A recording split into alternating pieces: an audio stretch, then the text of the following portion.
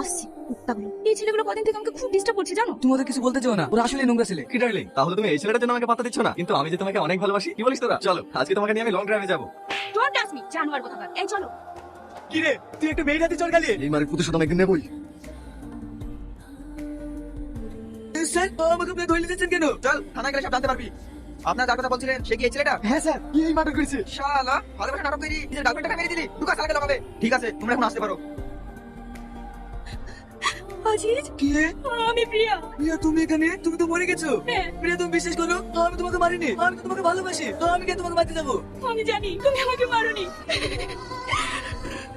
তবে একটা কথা জেনে রেখো, আমাদের দুজনকে যারা আলাদা করেছে আমি তাদের কাউকে ছাড়বো না, কাউকে না। পাপি, তোরা মহাপাপ করেছিস। তোরা যাকে মেরেছিস তার আত্মা তোদের প্রতিশোধ নেওয়ার জন্য তোদের পেছনে পড়ে আছে। আমরা অনেক বড় ভুল করেছি বাবা, আপনি আমাদেরকে বাঁচান। ঠিক আছে, এই নে, এটা তোদের কাছে রাখ। যতক্ষণ পর্যন্ত এটা তোদের কাছে থাকবে ওই আত্মা তোদের কিচ্ছু করতে পারবে না। তবে একটা জিনিস মনে রাখবি, নিজেকে সবসময় পবিত্র রাখবি। পবিত্র হলেই বিপদ। ঠিক আছে বাবা। আর আমাদের ভয় নাই, সাধু বাবা বলে দিয়েছে ওই আত্মা আমাদের আর কিচ্ছু করতে পারবে না। তাহলে চল ভাই, অনেকদিন পার্টি করিনি। এই সাধু বাবা কি বলে মনে নাই? আমাদেরকে সবসময় পবিত্র থাকতে বলেছে। দূর শালা, কিছু পার্টি করে কিছু হবে না, চল। আজকে খাওয়াটা একটু বেশি হয়ে গেছে, বাচ্চাটা কেমন জানি ঝিমঝিম করছে। মাল খেয়ে যদি না হয় বেসামাল, তবে কিসের মাথা? দাঁড়া, তোদের আমি মজা দেখাচ্ছি।